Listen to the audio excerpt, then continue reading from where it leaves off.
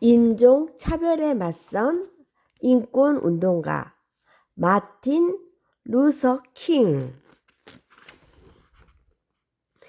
미국에는 오래전부터 눈에 보이지 않는 선이 그어져 있었습니다.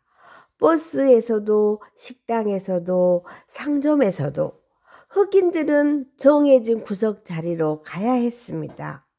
그 선을 넘는 흑인들은 범죄자가 되었습니다. 미국에서 흑인으로 태어난 마틴 루서 킹. 킹은 고통받는 흑인들이 있는 곳이면 어디든 달려가 함께 고통을 나눴고 빼앗긴 흑인들의 권리를 찾기 위해 평생 끈질기게 싸워 나갔습니다.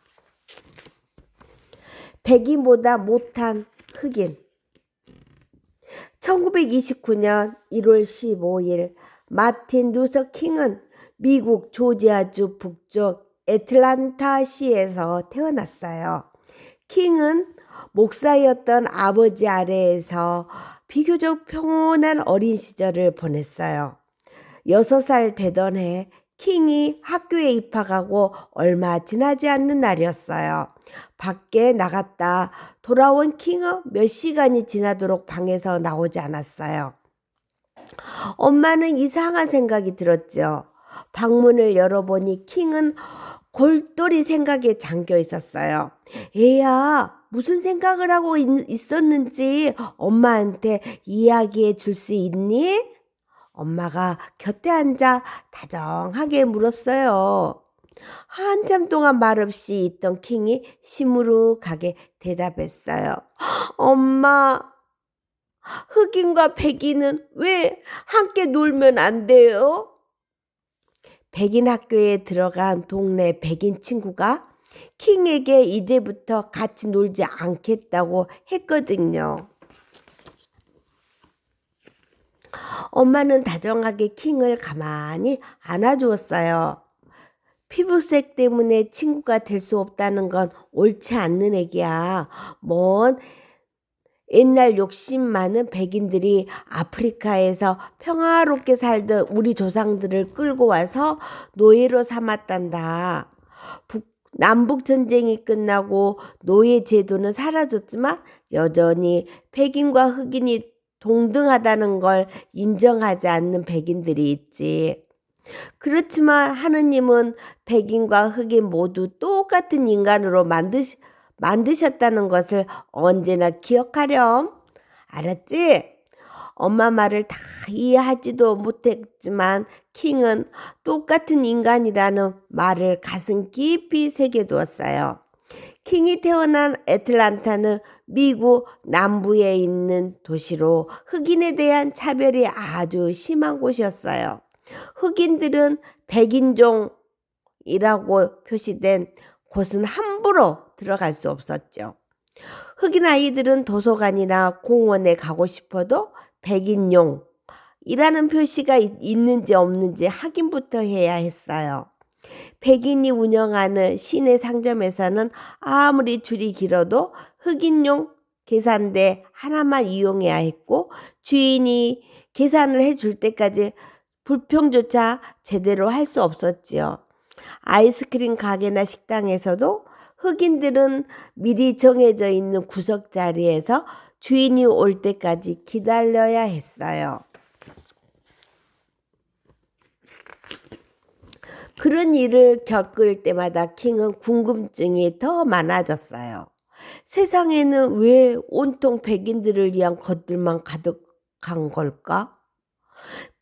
피부색만 다르게 태어났을 뿐인데 흑인은 백인한테 왜 무시를 당해야 하는 거지? 하지만 킹은 인종차별 때문에 또다시 잊지 못할 일을 겪게 되었어요. 학교 대표로 웅변대회에 나간 킹은 흑인과 헌법이라는 제목의 연설로 상을 탔어요. 대회를 마치고 킹은 선생님과 함께 집으로 돌아오는 버스에 올라탔어요. 킹과 선생님은 흑인용 자리에 앉아 웅변대의 이야기를 나누고 있었지요. 몇 정류장 지나지 않아 백인들이 여럿 올라타더니 이내 버스 안에는 빈자리가 없게 되었어요. 백인들이 몇 명 서 있자 백인 운전사는 킹과 선생님에게 일어나라고 했어요. 킹이 잠시 머뭇거리는 동안 운전사는 화를 내며 욕을 퍼붓었죠. 이 검둥이들아! 백인이 서 있으며 흑인용 자리라도 당연히 양보해야 하는 것도 몰라? 킹은 흑인이라는 이유로 무조건 일어나야 한다는 사실이 수치스러워 견딜 수가 없었어요. 킹은 그대로 앉아 있으려 했지만 선생님은 법은 지켜야 한다며 자리에서 일어났어요. 어쩔 수 없이 서서 돌아오는 동안 킹의 마음속에는 상을 탄 기쁨 대신 수치심과 분노만이 가득 남아 있었어요. 비폭력주의. 15살이 되던 해 킹은 모하우스 대학에 입학했어요. 아버지는 킹이 훌륭한 목사가 되기를 바랐지만 킹의 생각은 달랐어요. 그때만 해도 대부분의 흑인 교회에서는 큰 소리로 울부짖고 발을 구르면서 기도하는 사람들의 모습을 쉽게 볼 수 있었어요. 킹은 그런 모습들이 안타까웠지요. 저렇게 한다고 해서 세상이 달라질 수 있을까? 나는 목사보다 흑인들에게 훨씬 필요한 법관이나 의사가 되고 싶어. 하지만 킹의 생각은 오래지 않아 바뀌었어요. 강의를 들으면서 교회가 사회에서 해야 할 일이 무엇보다 많다는 것을 깨달았거든요. 킹은 흑인들을 위한 훌륭한 목사가 되겠다고 마음먹었어요. 모하우스 대학을 졸업한 킹은 크로저 신학교에 들어갔어요. 신학교에 다니던 킹은 어느 날 인도 독립의 지도자 간디에 관한 강의를 듣게 되었어요. 깊은 감명을 받은 킹은 바로 서점으로 달려가 간디에 관한 책을 사서 읽었죠. 지금껏 어떤 위대한 학자들의 사상도 간디처럼 킹을 사로잡지는 못했어요. 그전까지 킹은 흑인의 권리를 찾으려면 백인들과 힘으로 싸우는 수밖에 없다고 생각했어요. 하지만 간디가 비폭력 저항 운동으로 끝내 인도에서 영국이라는 나라를 몰아냈던 일은 킹에게 새로운 길을 보여주었어요. 킹은 비폭력이야말로 사회를 변화시킬 수 있는 가장 강력한 힘이라는 것을 깨달았어요. 그 뒤로 비폭력주의는 킹이 흑인 인권 운동을 하는 데 있어 가장 중요한 바탕이 되었지요. 신학교를 마치고 보스턴 대학교 박사과정에 들어간 킹은 비폭력을 주장하는 많은 사람들과 만나며 더욱 신학 공부에 열중했어요. 그러던 어느 날 킹은 친구의 소개로 코레타 스콧이라는 여자를 만나게 되었어요. 킹은 음악 공부를 하면서도 흑인 인권 운동에도 적극적으로 참여하고 있던 코레타가 마음에 꼭 들었어요. 두 사람은 1953년 결혼식을 올렸죠. 킹이 박사과정을 마칠 무렵 북부와 남부의 교회 몇 군데와 대학에서 일자리를 주겠다는 연락이 왔어요. 대학에서 학생들을 가르치는 일은 오래전부터 킹이 하고 싶었던 일이었어요. 또 인종차별이 심하지 않는 북부 교회로 간다는 것은 흑인인 킹에게 목사로서 성공의 길이 보장된 것이나 마찬가지였어요. 하지만 남부의 몽고메리에 있는 교회로 가는 일만은 선뜻 내키지 않았어요. 남부는 킹과 코레타의 고향이기는 하지만 흑인이라는 이유만으로 차별받는 것이 싫었거든요. 그러나 두 사람은 오랜 고민 끝에 몽고메리에 있는 덱스터 에비뉴 침례 교회를 선택했어요. 편안하게 살 수 있는 곳보다는 자신을 필요로 하는 곳에 가는 것이 옳다고 생각했거든요. 또한 두 사람은 멀지 않아 남부에서도 변화의 바람이 불 것으로 믿고 변화의 가정을 함께하고 싶었어요. 마틴 루서킹은 설레는 마음으로 코레타와 함께 몽고메리로 떠났어요. 어머니는 우리들에게 너희 자신이 당당한 인간임을 잊지 마라. 사회에 나가서 열등하다거나 못났다는 말을 듣는 일이 생기더라도 언제나 당당한 태도로 맞서야 한다라고 일깨워 주셨다. 어머니는 우리들에게 너희 자신이 당당한 인간임을 잊지 마라. 사회에 나가서 열등하다거나 못났다는 말을 듣는 일이 생기더라도 언제나 당당한 태도로 맞서야 한다라고 일깨워 주셨다. 버스 안 타기 운동. 킹의 생각은 적중했어요. 킹이 목사로 부임하고 얼마 지나지 않아 최고 법원이 학교에서 인종차별을 해서는 안 된다는 판결을 내렸어요. 흑인 아이들도 백인 학교에 들어가 백인 아이들과 똑같이 공부를 할 수 있다는 것이었죠. 법원의 판결은 흑인과 백인 사이에 큰 충격을 주었지만 오랜 세월 계속되었던 인종차별을 하루아침에 없애지는 못했어요. 변화는 누구도 생기지 못한 사건에서 시작되었죠. 1955년 12월의 어느 날이었어요. 로자 파크스라는 흑인 부인은 종일 고된 일로 몹시 지쳐 간신히 버스에 올랐어요. 흑인용 자리는 다 찼지만 다행히 중간 자리가 비어 부인은 거기에 앉았지요.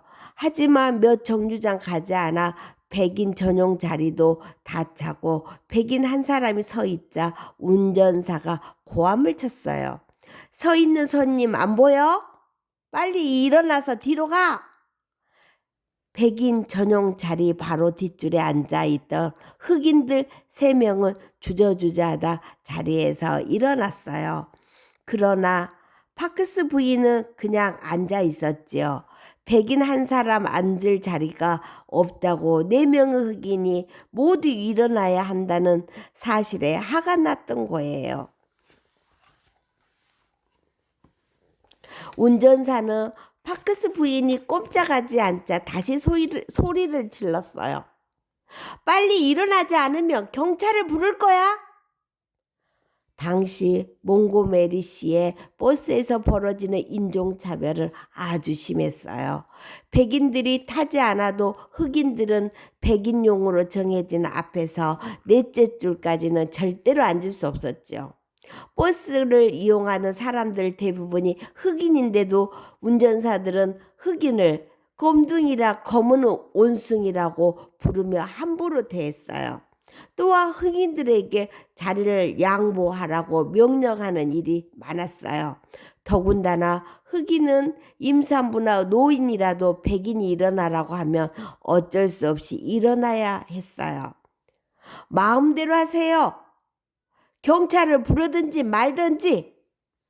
파크스 부인은 조용하면서도 단호하게 자리에 앉아 있었어요.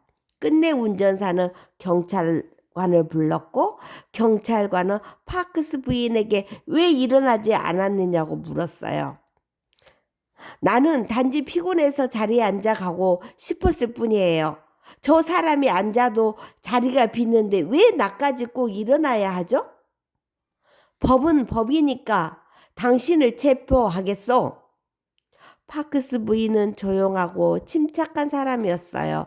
하지만 더 이상 참을 수 없다는 생각에 참으로 용기 있는 행동을 했던 거예요. 다음 날 아침 킹은 파크스 부인 사건의 소식을 들었어요. 어릴 때 웅변대회를 마치고 돌아오던 길에 겪었던 일이 떠올라 킹은 자기도 모르게 온몸이 떨렸어요. 그리고 이제는 똑같은 사람인데도 피부색이 다르다는 이유로 억울하게 차별당하는 일은 더 이상 없어야 한다고 생각했어요. 그날 저녁 파크스 부인 일을 의논하기 위해 몽고메리의 흑인 지도자들이 킹의 교회에 모였어요. 더 이상 참을 수 없습니다. 버스에서 당하는 굴욕적인 차별을 바로잡기 위해서는 버스 안타기 운동을 벌여야 할 때입니다. 우리들의 힘을 보여줍시다. 킹은 운동이 성공하려면 모든 몽고메리 흑인들의 도움이 필요하다고 생각했어요.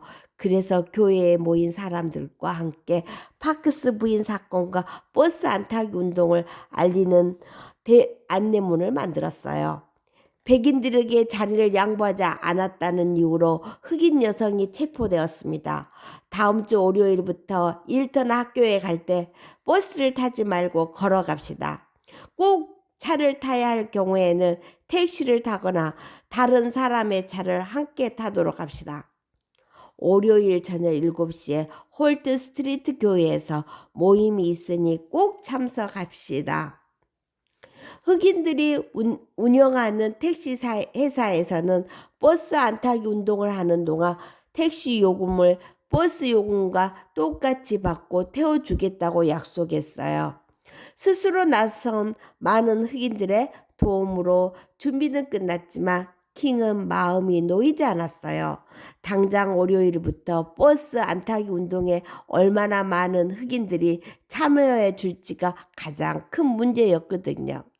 월요일 아침 킹은 새벽 일찍 일어났지만 일이 손에 잡히지 않았지요. 시내로 가는 첫 버스가 지나갈 시간이 가까워질수록 가슴이 더 떨렸어요. 킹은 식탁에 앉아 마음을 달래고 있었어요. 여보, 빨리 와보세요. 어서요. 창에 기대 밖을 내다보고 있던 코레타가 킹을 다급하게 불렀어요. 킹은 자기 눈을 믿을 수가 없었어요.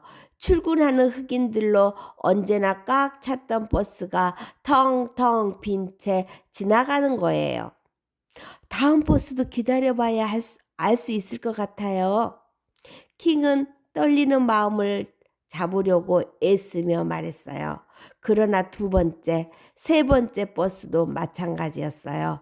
그것은 몽고메리에서 인종차별의 막을 내리는 신호탄에 불과했어요. 킹은 차를 몰고 서둘러 시내로 나갔어요.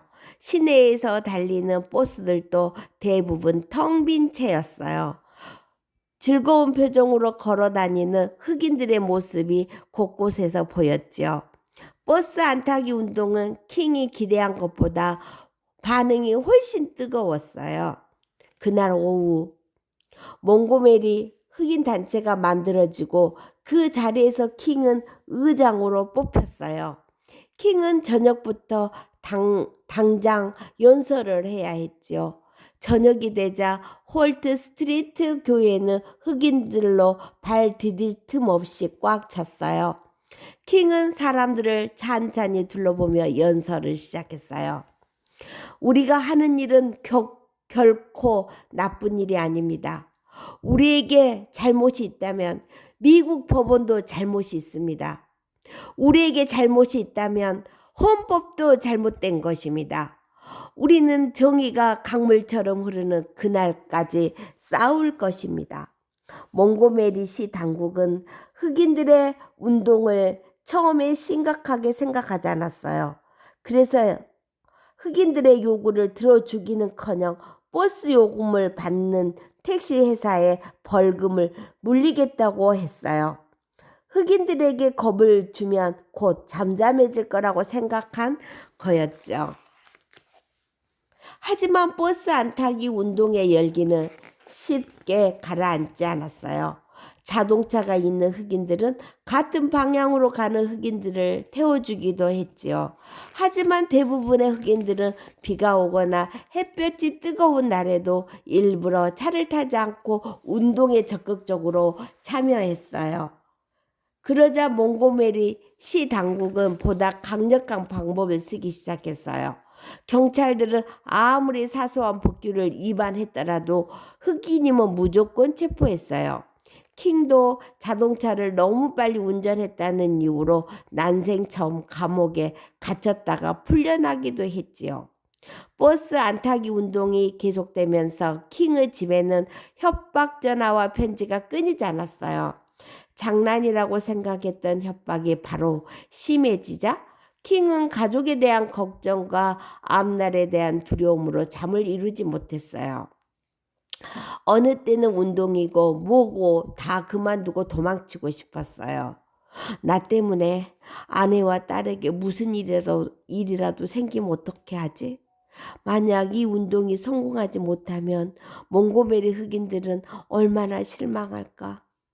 어느 날 밤 킹은 더 이상 참을 수가 없어 소리내어 흐느꼈어요. 자신의 나약함과 가족에 대한 걱정으로 울음을 멈출 수가 없었어요. 그런데 갑자기 어디선가 킹의 마음 깊은 곳을 울리는 소리가 들리는 듯했어요. 그 소리는 킹에게 정의와 평등을 위해 끝까지 싸워야 한다고 애치는 것 같았어요. 킹은 곧 두려움이 사라지고 마음이 편안해졌어요. 며칠 뒤 킹이 몸이 참석했을 때 한 동료가 킹에게 소리쳤어요. 킹 목사, 큰일 났네. 자네 집에 폭탄이 터졌어. 킹은 서둘러 집으로 돌아갔어요. 킹의 집 앞에는 흥분한 흑인들이 손에 몽둥이를 들고 수도 없이 모여 있었어요. 경찰들은 흑인들을 흩어지게 하려고 했지만 오히려 성난 흑인들의 기세에 눌려 쩔쩔맸어요. 가족들이 무사한 것을 확인한 킹은 흑인들 앞에 나섰어요. 제 가족들은 무사합니다. 그것으로 되었습니다. 오늘은 조용히 집으로 돌아가시기 바랍니다. 여기서 무기를 든다면 지금껏 우리가 한 일은 아무것도 아닌 것이 됩니다. 그것은 우리 집을 부순 사람들이 바라는 일입니다. 제가 쓰러지더라도 이 일은 계속되어야 합니다. 왜냐하면 우리는 지금 옳은 일을 하고 있기 때문입니다. 꿈쩍도 하지 않던 흑인들은 그제야 집으로 돌아갔어요. 한편 버스 안 타기 운동이 계속되자 몽고메리 시 당국은 곤란에 빠졌어요. 승객이 없는 몽고메리 버스 회사들을 운영하기가 점점 어려워졌거든요. 몽고메리 시 당국은 버스 안 타기 운동이 불법이라며 운동을 주도한 사람들을 체포하기 시작했어요. 그 안에 킹의 이름도 들어 있었어요. 그때 마침 킹은 다른 시에서 강연하고 있었어요. 사람들이 킹을 염려하며 당분간 몽고메리로 돌아가지 말라고 했지만 킹은 단호하게 거절했어요. 지금 이러고 있을 때가 아닙니다. 저는 돌아가야 합니다. 제 동료들과 수많은 흑인들이 감옥에 있습니다. 위험을 피하고자 하고 저만 도망칠 수는 없어요. 몽고메리로 돌아온 킹은 바로 교도소로 찾아갔어요. 그러나 그곳은 이미 죄인을 가두는 곳이 아니었어요. 체포되는 것을 두려워하거나 체포되지 않으려고 애쓰는 사람들도 없었어요. 어떤 사람은 체포자 명단에 자기 이름이 없다고 실망하기도 했지요. 킹은 돈을 내거나 보증인을 세워 감옥에서 풀어나는 일, 보석으로 풀어놨어요. 그리고 얼마 뒤 열린 첫 재판에서 유죄 판결을 받았지만 킹은 오히려 자신의 죄를 자랑스러워했어요. 그리고 너나 할 것 없이 적극적으로 참여하는 몽고메리 흑인들 모습에 큰 용기를 얻었어요. 1956년 11월 13일 미국 최고 법원에서는 버스에서 흑인과 백인의 자리를 나누는 것이 헌법에 어긋난다는 판결을 내렸어요. 1년 가까이 끌던 버스 안 타기 운동이 드디어 결실을 보게 된 것이었어요. 이제 몽고메리 버스 회사는 흑인들이 주로 타는 노선에서는 흑인 운전사를 고용해야 했어요. 또 백인 운전사들이 더 이상 흑인 승객들을 함부로 대하거나 자리를 양보하라고 할 수도 없었지요. 이제 흑인이든 백인이든 자리가 있으면 어디든 앉을 수 있었어요. 킹의 기쁨은 말로 표현할 수 없었어요. 무엇보다 모든 몽고메리 흑인들이 힘을 모아 평화적으로 문제를 해결했다는 것이 자랑스러웠어요. 버스에서 흑인과 백인의 자리를 나누지 말라는 법원의 명령이 몽고메리에 내려진 다음날 아침이었어요. 킹이 몇몇 사람들과 함께 인종차별이 없어진 첫 번째 버스에 올라서자 버스 운전사가 상냥하게 웃으며 인사를 했어요. 킹 목사님이시죠? 오늘 아침에 목사님을 태우게 되어 기쁩니다. 킹도 운전사에게 인사를 하고 자리에 앉았어요. 킹의 머릿속에는 여러 가지 생각이 떠올랐지요. 무엇보다 1년이 계속된 긴 싸움에서 나약한 자신을 한 마음으로 믿어준 몽고메리의 흑인들 생각에 눈시울이 뜨거워졌어요. 또 무기보다 더 강한 것이 비폭력이라는 확신도 갖게 되었죠. 하지만 몽고메리의 승리가 결코 끝이 아니라는 생각에 가슴이 답답해지기도 했어요. 앞으로 더 많은 어려움과 힘든 싸움이 기다리고 있을 테니 말이죠. 점점 퍼지는 운동의 열기. 킹의 걱정대로 몽고메리에서 승리한 뒤에도 그것을 인정하지 않으려는 백인들의 폭력이 이어졌어요. 동료 목사의 교회와 집이 폭파되었고 흑인들이 버스를 기다리는 정류장에서 폭탄이 터지기도 했어요. 이렇게 폭력이 평화를 위협하는 가운데도 몽고메리의 이야기는 전국으로 퍼져나갔지요. 킹은 거기서 그치지 않고 자유를 향한 위대한 발걸음이라는 책을 써서 사람들에게 널리 알렸어요. 몽고메리의 성공은 남부 흑인들에게 큰 영향을 주었고 그 뒤로 남부 곳곳에서 인종차별을 없애려는 크고 작은 운동이 일어났어요. 자유를 향해 달리는 사람들이라고 불리는 학생들도 인종차별을 없애기 위해 나섰어요. 북부와 남부의 학생들로 이루어진 이 모임은 남부의 여러 지역을 오가는 버스를 타고 다니며 흑인들이 겪는 불평등을 알리는 일을 했죠. 그러나 이 모임의 활동을 못마땅하게 생각한 KKK단은 버스가 남부의 엘라메바 주 애니스톤시에 도착하자마자 파이프로 학생들을 마구 때렸어요. KKK단은 백인들이 가장 우월한 인종이라고 믿으며 다른 인종들에게 폭력을 일삼는 비밀 집단이었어요. 학생들은 심한 상처를 입고 가까스로 도망쳐서 목숨을 구했어요. 다행히 용감한 몇몇 기자들이 위험을 무릅쓰고 그 끔찍한 사건을 세상에 알렸어요. 킹은 처참하게 당한 학생들을 돕기 위해 한 교회에서 모임을 열었어요. 그러자 KKK단은 교회 앞에 세워둔 자동차에 불을 지르고 교회 창문으로 돌과 가스폭탄을 던져 넣었어요. 교회 안에 있던 사람들은 숨도 제대로 쉴 수가 없었죠. 경찰이 나타나지 않았으면 교회 안에 갇힌 사람들은 어떻게 되었을지 아무도 알 수 없었어요. 날이 갈수록 일부 백인들의 폭력은 심해졌지만 평화적으로 대항하는 흑인들의 수는 줄지 않았어요. 하지만 인종차별이라는 깊은 뿌리는 미국 남부에서 그리 쉽게 뽑히지 않았어요. 엘라베마 주의 백인들은 인종차별이여 영원하라 라고 부르짖는 사람을 주지사로 뽑을 만큼 고집스러운 사람들이었어요. 엘라베마 주지사는 남부의 많은 지역에서 벌어지는 흑인 운동을 보면서도 인종차별에 대한 태도를 바꾸지 않았어요. 그 중에서도 특히 버밍햄시에서는 백인들이 흑인들을 때려도 거의 벌을 받지 않았어요. 시의 질서와 안전을 책임지는 치안 담당관 불 커너는 자기 입으로 인종차별주의자라고 떠들고 다니는 사람이었거든요.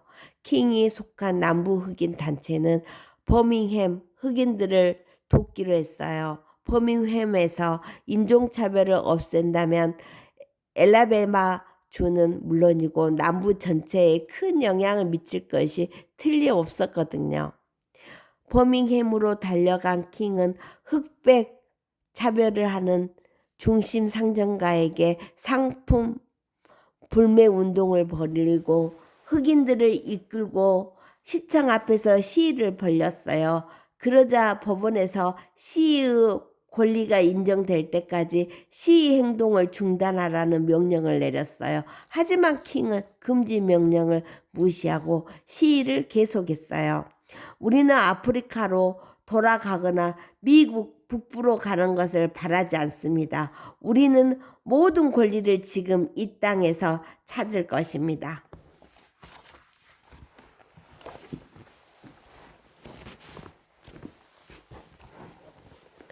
버밍햄 경찰은 킹과 시위에 참가한 사람들을 곧장 감옥에 가두었어요. 버밍햄 감옥에 있는 동안 킹은 신문 한 장을 받았어요. 신문에는 킹과 생각이 다른 몇몇 목사들이 킹을 비난하는 글이 실려 있었어요. 마음에 깊은 상처를 받은 킹은 당장 자신의 생각을 알려야 한다고 생각했지요. 킹은 감옥에서 있는 종이 조각을 모두 모아서 긴 편지를 썼어요. 나와 친구들이 나선 까닭은 이곳에서 옳지 않는 일이 벌어지고 있기 때문입니다. 우리는 자유란 기다린다고 주어지지 않는다는 것을 깨달았습니다. 기다리기만 한다면 정의는 멀어질 뿐입니다.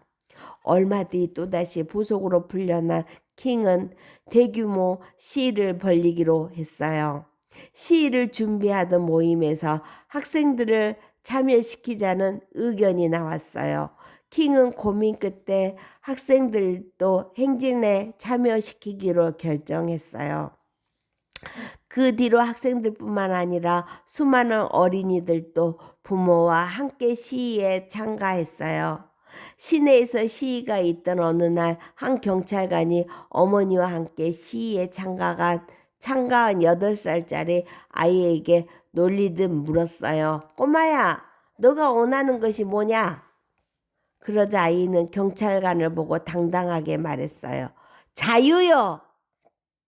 점점 경찰에게 비난의 화살이 쏟아지자 처음에는 거칠게 대하지 않던 불커너는 태도를 바꾸어 시위대에 무시무시한 폭력을 가했어요. 경찰들은 난폭하게 곤봉을 휘둘렀고 경찰견은 아이 어른 가리지 않고 공격했어요. 소방차 호수에서는 옷이 찢어질 정도로 강한 물줄기가 품어져 나왔지요. 하지만 시위에 참가한 사람들 가운데 두려워서 도망가는 사람은 아무도 없었어요. 킹의 생각대로 전국의 관심은 점차 버밍햄으로 모아졌어요. 백인들 사이에서도 경찰이 너무 심하다는 얘기가 나왔어요. 불커너와 경찰들은 점점 궁지에 몰렸지요. 버밍햄의 흑인들은 곤봉이나 경찰견, 소방호수에 지지 않고 매일 시위를 벌였어요. 그러던 어느 날 흑인들이 시립교도소 부근에서 행진을 하려고 할 때였어요. 행진 대열이 경찰들 앞에 이르자 불커너는 경찰관들을 돌아보며 소리쳤어요. 지금이다! 빌어먹을 오늘로 다 끝을 내버려. 빨리 물을 뿌려. 흑인들은 그 소리를 듣고도 천천히 나아갔어요.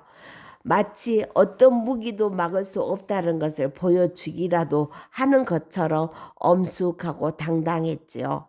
그 순간 소방 호스를 들고 있던 경찰들은 마술에 걸린 사람들처럼 꼼짝도 하지 않았어요. 심지어 다가오는 흑인들을 위해 길을 비켜주는 경찰도 있었어요. 불커너는 그 광경을 믿을 수 없다는 듯 넋을 잃고 바라볼 수밖에 없었어요. 어느 틈에 버밍햄에도 진정한 평화의 싹이 움트고 있었던 거예요. 버밍햄 시 당국에서는 어떤 방법으로도 흑인들을 막을 수밖에 없다는 것을 깨달았어요. 시 당국과 흑인 단체 간의 오랜 협상 끝에 간이 식당, 화장실 등에서 일어나는 흑백 차별을 없애고 모든 직장에서는 흑인에게도 승진의 기회를 공평하게 주기로 했지요. 킹은 버밍햄에서의 승리야말로 전국의 흑인들이 마음을 합해 얻어낸 값진 것이라는 것을 잊지 않았어요. 이 세상에서 이루어진 모든 것은 희망이 만든 것입니다. 나에게는 꿈이 있습니다. 1963년 8월 28일은 링컨이 남북전쟁을 승리로 이끌면서 노예 해방을 선언한 지 100년이 되는 해였어요. 흑인들은 이날을 기념하고 흑인의 일자리와 자유를 얻기 위해 수도인 워싱턴에서 커다란 행진을 벌이기도 했어요. 킹은 10만 명 정도만 모여도 성공이라고 생각했어요. 하지만 방송에서는 미국 전 지역에서와 봤자 2만 5천 명 정도일 거라고 떠들었지요. 하루 전날부터 사람들이 워싱턴 기념탑 아래로 속속 모여들었어요. 기차나 비행기, 버스와 자동차로 어렵게 찾아온 사람들은 점차 불어나 광장을 가득 메웠어요. 킹이 워싱턴 기념탑 앞에 도착했을 때 광장은 이미 20만 명이 넘는 사람들로 발 디딜 틈이 없었어요. 킹은 출렁이는 사람들의 물결을 보자 가슴이 벅차올랐어요. 아직 끝나지 않는 꿈. 남부의 흑인들이 힘겹게 싸우고 있는 동안 북부의 흑인들이라고 편한 것은 아니었어요. 인종차별이라는 이름만 없앴지 오래전부터 계속되어 온 가난의 문제는 남부와 다를 바 없었지요. 빈민가의 흑인 아이들은 헐벗고 굶주렸으며 어른들은 비싼 집세와 일자리를 구하는 일에 지쳐 있었어요.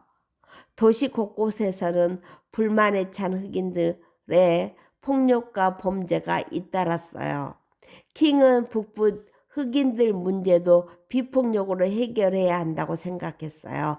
그러나 많은 사람들은 여러 문제가 복잡하게 엉켜 있는 북부에서는 비폭력이 승리할 수 없다고 말했지요. 하지만 킹은 1966년 가족과 함께 북부의 도시 시카고로 향했어요. 시카고는 북부의 버밍햄이라고 할 정도로 혼란스러웠어요. 백인들의 교묘한 인종차별 정책으로 흑인들의 삶은 더없이 가난했지요. 걱정했던 대로 북부의 흑인들은 킹의 비폭력주의를 지지하지 않았어요. 좀처럼 나아지지 않는 생활에 대해 분노를 느끼고 폭력적인 방법으로 그 문제를 해결하려고 했지요. 그래서 평화적인 방법으로 문제를 해결하자고 호소하는 킹에게 야유를 보내기도 했어요. 킹은 북부 흑인들의 신뢰를 얻으려면 말보다 행동이 중요하다고 생각했어요. 직접 빈민가의 청소년들을 찾아가 비폭력의 뜻을 이해시키기도 했고 흑인들을 이끌고 백인들이 사는 동네까지 행진을 벌이는 일도 게을리하지 않았어요. 킹은 그 시 당국에 흑인 동네도 백인 동네와 똑같은 환경을 만들어 줄 것과 흑인들과 일자리를 얻을 수 있는 기회를 줄 것을 요구했어요. 하지만 시카고 시장은 킹이 이끄는 북부 흑인들의 요구를 들어주겠다고 말로만 약속할 뿐 시간을 끌며 지키지 않았어요. 킹의 뜻을 따라 평화적으로 문제를 해결하려고 했던 사람들은 점점 지쳐갔지요. 킹을 비난하며 대회를 떠나는 사람들도 생겼어요. 킹은 흑인들의 분노와 시간을 끄는 시 당국 사이에서 힘이 들었어요. 더구나 당시 미국 정부는 베트남 전쟁 때문에 북부 흑인들에게는 관심이 조금도 없었어요. 킹은 죄 없는 사람들을 죽음으로 내모는 전쟁은 어떤 의도에서든 옳은 일이 아니라며 목소리를 높였어요. 그러나 전쟁을 반대하는 킹은 달갑게 여기지 않는 사람들이 많았어요. 심지어 함께 인권운동을 하는 동료들조차 킹을 이해하지 못했어요. 인권운동을 하는 동료들조차 킹을 이해하지 못했어요. 인권운동에 전념을 해도 될까 말까 한 어려운데 전쟁 때문에까지 나서는 것이 적절하지 않다고 여겼던 거예요. 때를 맞춰 신문들도 앞을 다투어 킹이 엉뚱하게 전쟁에 관심을 갖는다고 비난했어요. 킹은 인생에서 가장 힘든 시기를 맞았지만 자신의 신념을 굽히지 않았어요. 그러나 전쟁이라는 거대한 물결을 이기기에 킹의 목소리는 너무 작았어요. 킹은 지나칠 대로 지쳤지만 자신을 필요로 하는 곳이라면 어디든 달려갔어요. 전국을 돌아다니며 일주일에 35번이나 연설을 했어요. 그리고 멤피스시에서 파업을 벌리는 총소부들이 요청한 집회에 참석했어요. 나도 오래 살기를 원합니다. 하지만 어쩌면 나는 주님이 보여주신 약속의 땅에 함께 갈 수 없을지도 모릅니다. 하지만 오늘 밤 나는 언젠가 우리는 그 땅에 도착할 것이라는 사실을 여러분에게 알려주고 싶습니다. 마치 죽음을 미리 내다본 듯한 킹의 연설은 사람들의 마음을 울렸어요. 다음 날 킹은 머무르고 있던 호텔방 발코니에 서 있었어요. 킹의 머릿속에는 다음 모임에 대한 계획으로 가득 차 있었죠. 그때 갑자기 총성이 울려 퍼지더니 킹은 그 자리에 쓰러지고 말았어요. 1968년 4월 4일 킹의 나이는 겨우 39살이었어요. 킹의 사망 소식이 전해지자 미국 전 지역은 슬픔과 분노에 휩싸였어요. 킹을 쏜 법인인 제임스 얼레이를 두고도 많은 소문들이 떠돌았어요. 킹을 죽일 만한 이유가 없던 범인 뒤에 혹시 다른 음모가 있을지도 모른다고 의심하는 사람들도 있었죠. 킹의 장례식에는 수십만 명의 넘는 사람들이 모여들어 이대한 인권운동가를 잃은 슬픔을 나누었어요. 마틴 루서 킹은 미국 흑인 역사의 물줄기를 바꾸어 놓은 사람이에요.